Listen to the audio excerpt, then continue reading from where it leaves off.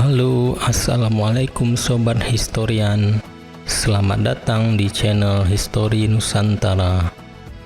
Video kali ini akan menceritakan sedikit tentang sosok Sultan Iskandar Tsani, yang mana beliau juga merupakan seorang putra dari keturunan Sultan Pahang.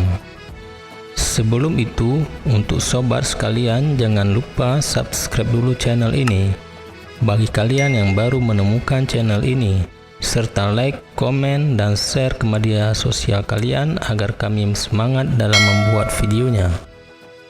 Penaklukan yang dilakukan oleh Sultan Iskandar Muda terhadap Kerajaan Pahang pada tahun 1618 Masehi oleh Nuruddin Ar-Raniri dalam karyanya Bustanus Salatin disebutkan sebagai suatu hikmah Allah untuk menganugerahkan kerajaan Aceh kepada Sultan Iskandar Tsani Alauddin Mughayat Shah.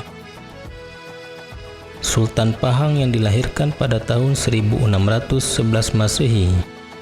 Sultan Iskandar Tsani Alauddin Mughayat Shah ibni almarhum Sultan Ahmad Shah II atau nama sebenarnya adalah Raja Hussein. Baginda merupakan anak kandung Sultan Pahang, Sultan Ahmad Shah II. Pada tahun 1617 Masehi, Kesultanan Aceh di bawah Sultan Iskandar Muda telah menyerang Pahang, di mana Sultan Ahmad bersama anggota keluarganya memerintah seperti Raja Hussein Iskandar Tsani, Putri Kamaliah Putropang, yang kemudian menjadi permaisuri Sultan Iskandar Muda, dan bendaharanya Tun Muhammad, lebih akrab dengan nama samarannya Tun Sri Lanang. Mereka dibawa ke Aceh oleh tentara Aceh dalam rangka memperbanyak penduduk kerajaan Aceh. Iskandar Tsani dibawa ke Aceh ketika ia baru berumur 7 tahun. Dengan ilmu firasat yang dipunyainya, Iskandar Muda melihat tanda-tanda kebahagiaan pada wajah anak Sultan Pahang itu. Maka Iskandar Muda mengangkatnya sebagai anak dengan diberi gelar Raja Bungsu. Di Aceh, Sultan Iskandar Tsani diasuh oleh seorang kerabat istana Aceh yang bernama Nenda Tun Kemala Setia.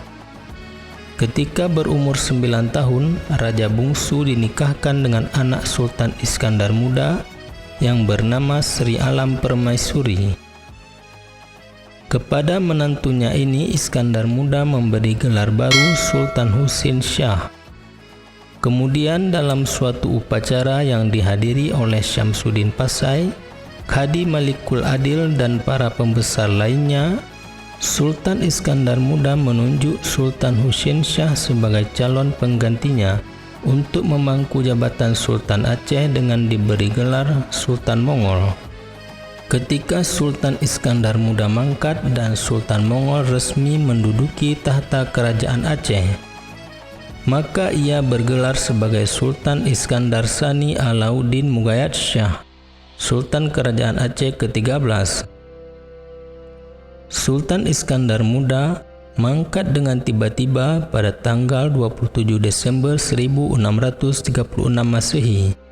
Kemungkinan kematiannya disebabkan karena kena racun yang diberikan oleh para wanita Makassar kepadanya atas perintah orang-orang Portugis.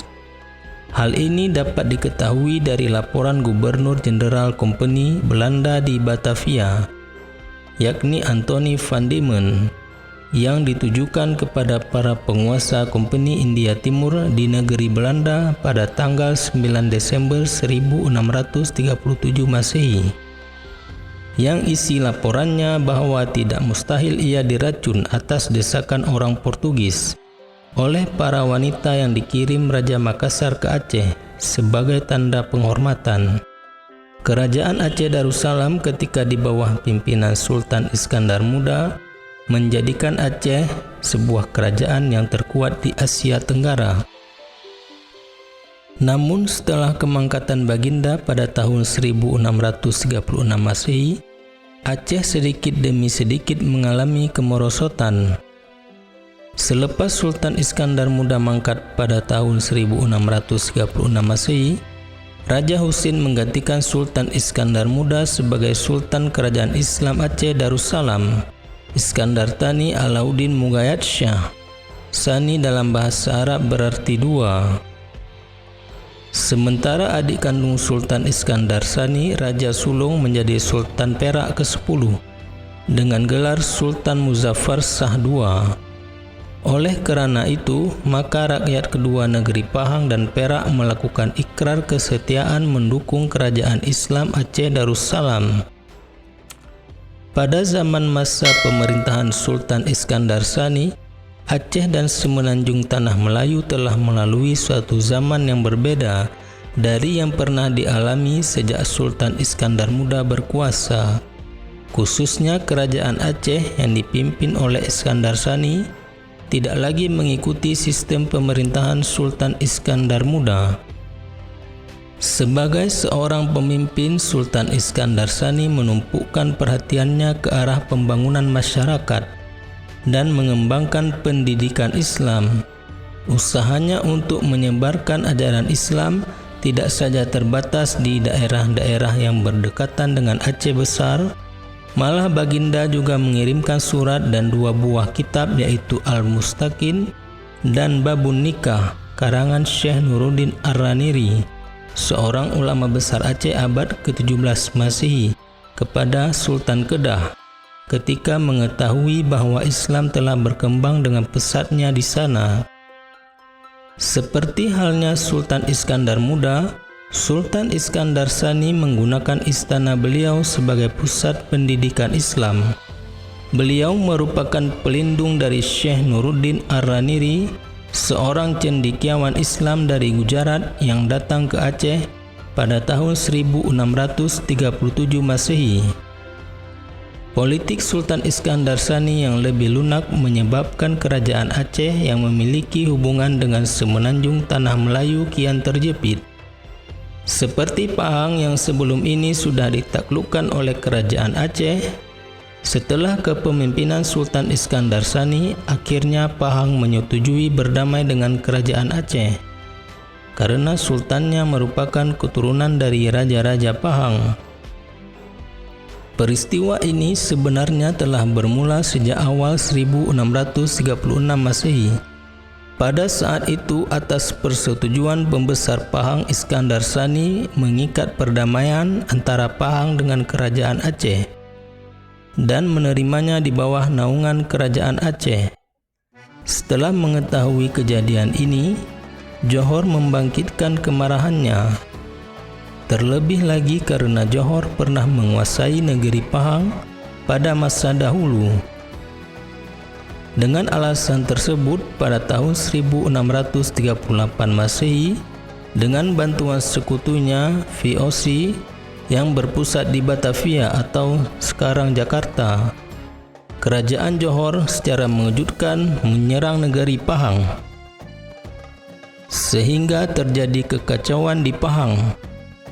Iskandar Tsani telah mengirimkan satu rombongan dari Kerajaan Aceh untuk memasangkan beberapa buah batu nisan di pekuburan kerabatnya di Pahang. Meskipun demikian, Sultan Iskandar Tsani tidak ikut campur tangan untuk mengamankan suasana di Pahang. Peristiwa tersebut tidak ditemukan bukti yang menunjukkan bahwa Sultan Iskandar Tsani pernah membantah terhadap serangan Johor tersebut dengan memberi teguran kepada Sultan Johor secara pribadi. Sebaliknya, Sultan Iskandar Tsani hanya mengantarkan satu teguran keras kepada penguasa VOC dan menarik kembali persetujuannya untuk menolong pihak Belanda menyerang kota Malaka.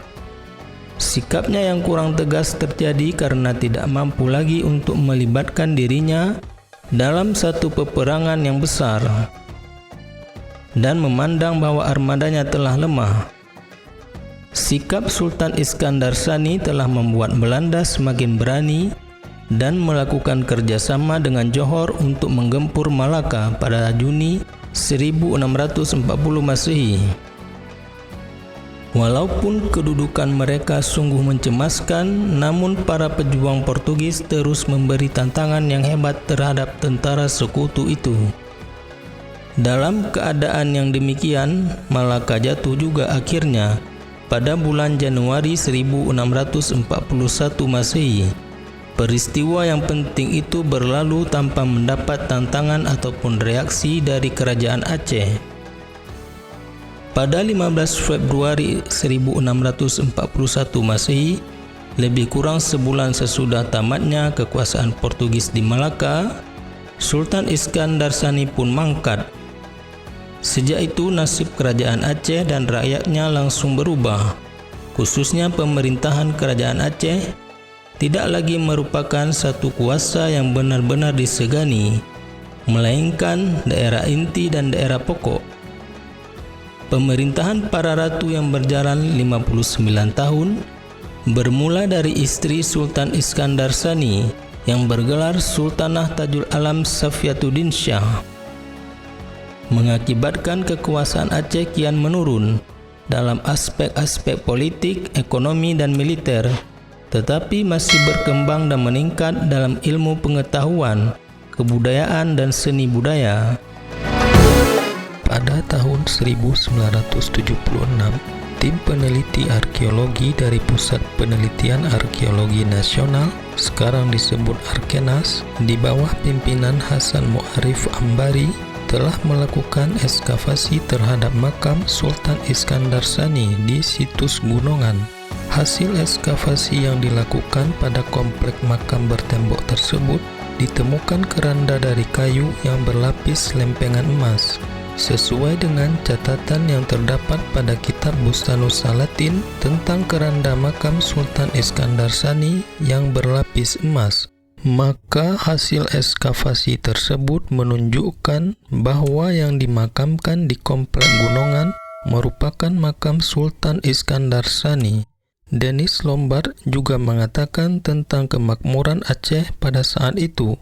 Peti jenazah Sultan Iskandar Sani dibuat dari campuran setengah emas dan setengah tembaga, serta saat proses pemakamannya juga sangat megah, diiringi 260 ekor gajah yang didandani dengan sutra, kain emas, dan sulaman.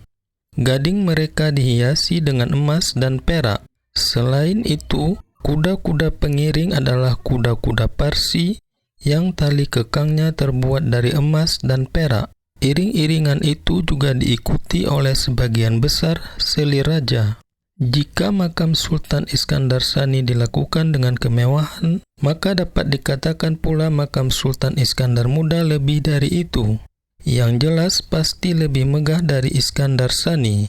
Ini menunjukkan bukti kemakmuran kerajaan Aceh pada saat itu, bukan saja tentang kemegahan makam sultan, akan tetapi tentang keadaan dan kehidupan istana serta rakyat Aceh pada masa itu. Demikian juga halnya dengan kekuatan armada perang Aceh yang banyak dilengkapi meriam baik di laut maupun di darat, dan juga kehebatan pasukan-pasukan gajah dan kuda. Oke sobat, cukup itu dulu untuk video kali ini. Semoga bermanfaat, dan jangan lupa sobat untuk subscribe-nya, like, komen, dan share jika informasi yang kami berikan bermanfaat. Wassalamualaikum.